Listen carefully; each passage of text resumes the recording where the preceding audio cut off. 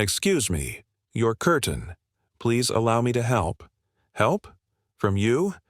I didn't mean to offend. I just thought you should know that I should know what? That some privileged white guy thinks his opinion matters? Get over your entitlement. I'm not some damsel in distress waiting for you to ride in on your high horse. It's one of the most emotional experiences a person can go through, to know that what they're working on has reached generations of people. Oh my God. And if you disagree with this sentiment, just hit the unfollow button. I don't need your business. Thanks.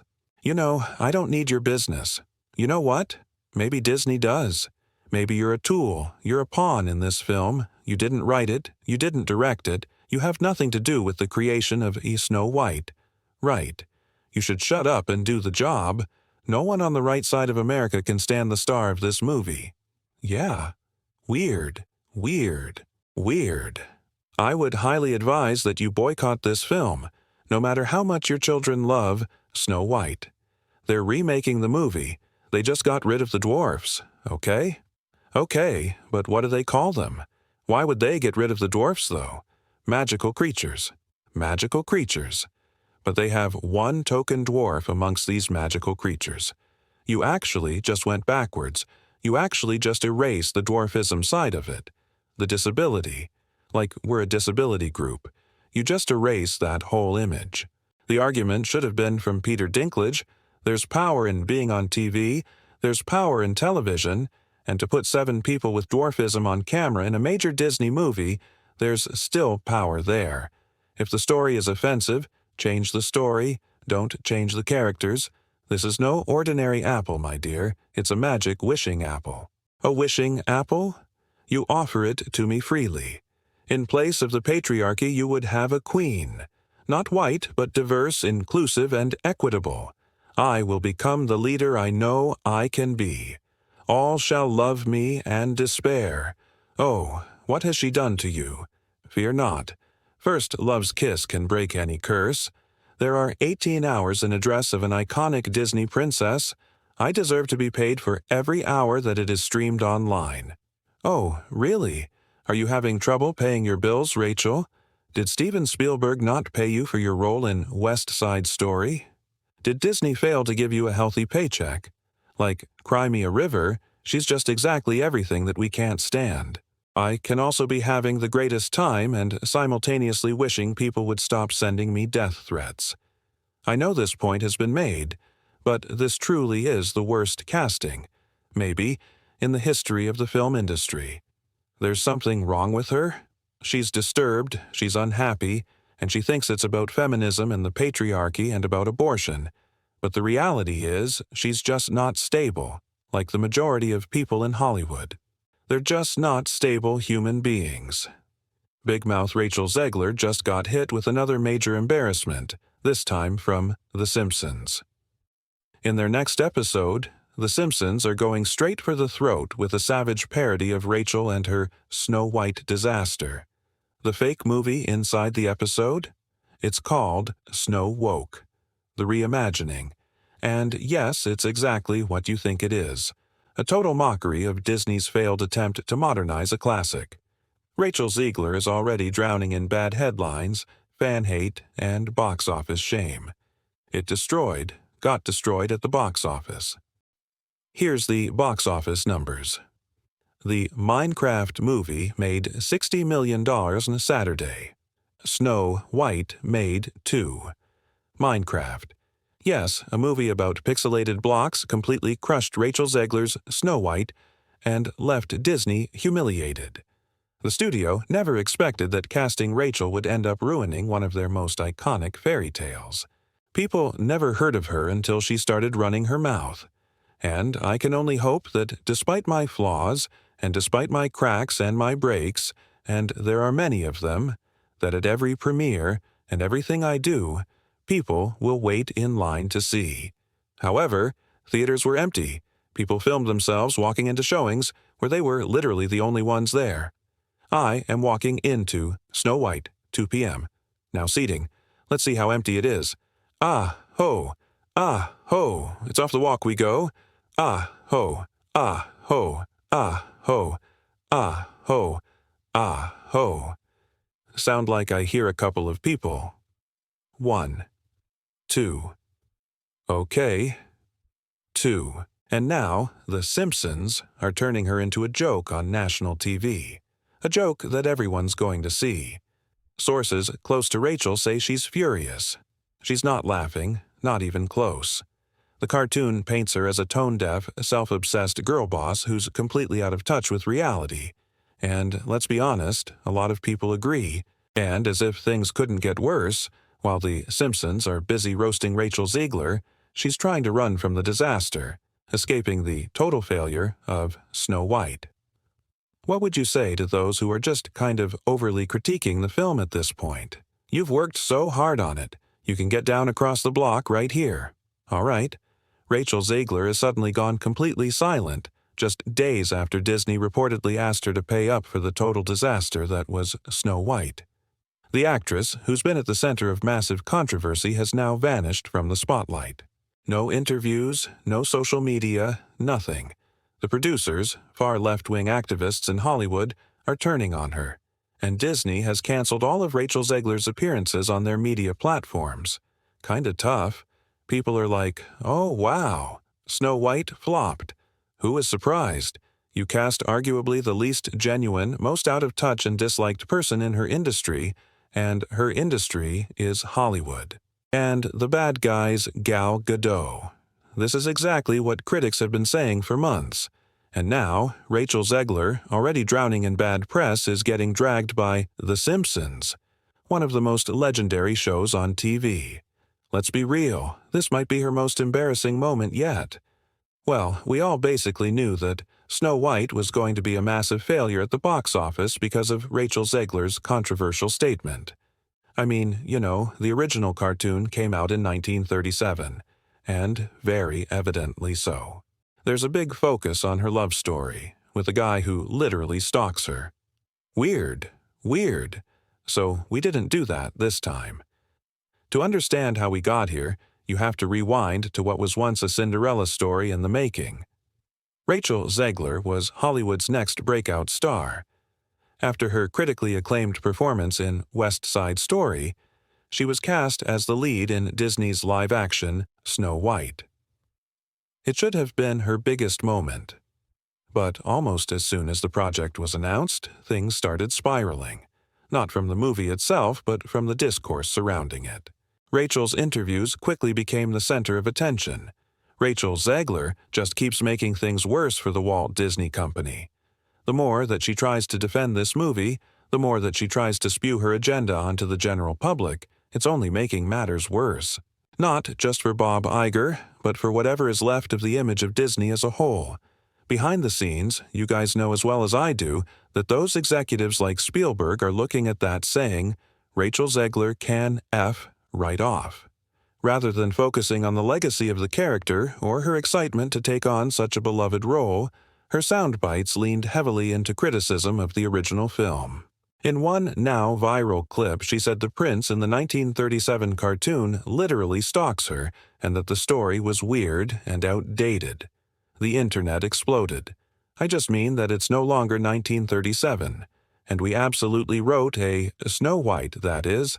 She's not going to be saved by the prince. She's not going to be saved by the prince, and she's not going to be dreaming about true love. She's dreaming about becoming the leader she knows she can be. Weird. For many fans, it wasn't just a take. It felt like she was mocking the very foundation of the classic she was being paid to represent. I just want to tell you guys about a little incredible movie that just came out, Snow White. Wow, I just got to tell you. Best movie I've seen in years, and there have been some really good films lately. Madame Web, Rebel Moon. Part 1, that movie. That transgender one with the Mexican drug lord. But Snow White blows them all away. Chat, this movie has everything. Horrifying CGI, little people. Check. A feminist princess who don't need no man. Double check. Dance party at the end. Double diddy check. All this to say, go see Snow White right now. The new one. Not that old stupid one where the princess gets saved by some good, upstanding guy. The backlash kept growing, especially as more interview clips popped up online. Some people called her bold and modern, but to most, Snow White came off as arrogant, disrespectful, and completely out of touch. Did the dwarfs make it, or no? Well, the CGI dwarfs did. Of course, that goes back to the original controversy where Peter Dinklage, a very talented little-person actor, said, "Why are we doing that? We've hired a Latina actress to be Snow White. That's progressive, but you're going to hire little people to play the dwarfs? That just seems like a step backwards." And then, of course, Disney instantly buckled and said, "Okay, we're going to add magical creatures." Then they got even crazier, and they decided that the dwarfs in Snow White weren't woke enough, okay? You're replacing jobs that people could have as little people. Snow White and the Seven Dwarfs. It's 4 dwarfs, you know? The phrase, "girl boss Snow White," started trending online and not in a good way. Suddenly, everything Rachel said was being picked apart. Every quote, every red carpet interview, every public appearance sparked more backlash. Instead of excitement, fans felt like the magic of Snow White was disappearing right in front of them. But one moment made things even worse. Her awkward dynamic with co-star Gal Gadot during press events and awards shows. People couldn't help but notice the strange body language between them. And at the Oscars, it was impossible to ignore. They've been in a full meltdown about this girl for a couple of years now and how they had her tweet out like a little, "Yay, Snow White. Can't wait. So excited. I love to play her." And she did it and got like millions of views, and they were like, "Good job, Rachel." And then she like minutes later followed it up with, "And never forget, free Palestine." And isn't her co-star Jewish? Yes, Gal Gadot, whatever. I mean, wow. They tried, they flew an executive, one of the producers out to go visit personally with Rachel Zegler to say, "Could you please take that down? Because we understand you can have your political views, but those aren't really helpful when you're trying to build an audience for a movie. Maybe you could save them for like your diary and your friends, but like maybe not. Maybe just take the tweet down." And she wouldn't. "My name is Gal, and I'm Jewish, and we have had enough of Jew hatred. Please welcome Rachel Zegler." Visual effects push the boundaries of what we see on screen. Their work makes the impossible seem possible. With breathtaking ambition, they create magic that wraps its arms around our wildest imaginations. Here are the nominees for Best Visual Effects. While they presented together on stage, fans observed zero chemistry and very little interaction. Rumors swirled that Gal had chosen to distance herself from the controversy and that behind the scenes, things weren't exactly friendly. As all this was unfolding, Disney remained unusually quiet. No major course corrections, no adjusted messaging, just business as usual. But the film itself wasn't connecting with audiences. Zegler would be miscast in that sense. Instead, she gets her name from surviving a snowstorm. That audiences walk away from this film with an understanding of the true meaning of fairness, of what it means to be fair in this world. There is a message that's been carried on for almost 90 years now from the original animated classic that is, fairness is what is within. Fairness is to do with your heart, the way you treat the people around you. And it has nothing to do with what you look like, and that's the misunderstanding between Snow White and the evil queen. I think it's such an important message, and the way that Disney has elevated it and brought it to this new audience is very special.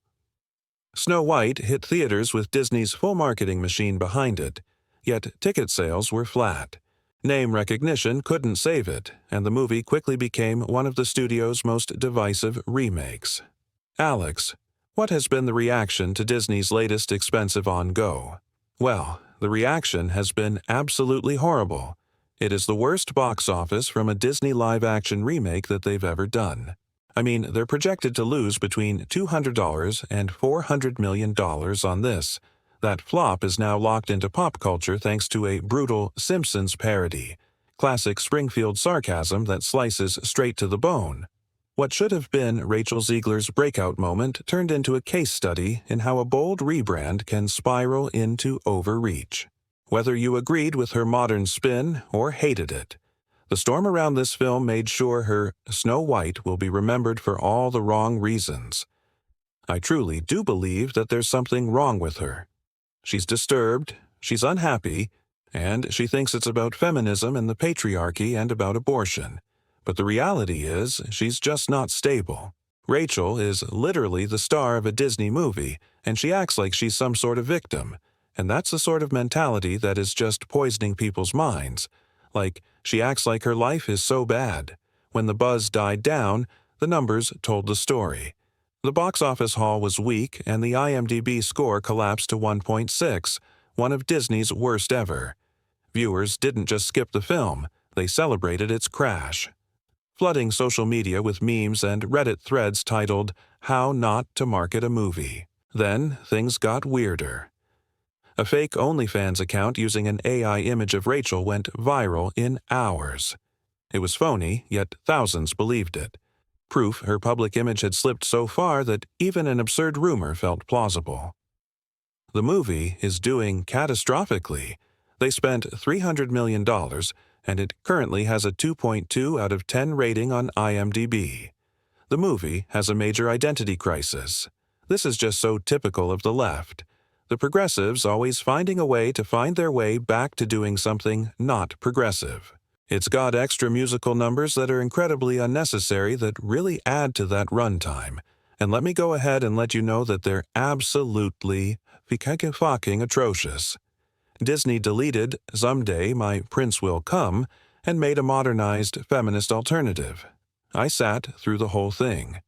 This was really bad. It was extremely leftist on every political dimension. Racial politics, sexual politics, class politics, regime politics. Its narrative was cowardly. It was just awful. Hollywood noticed. Casting calls that once highlighted her name quietly moved on. Projects rumored to star her stalled or recast. In a single year, she fell from Disney's next big thing to a brand risk.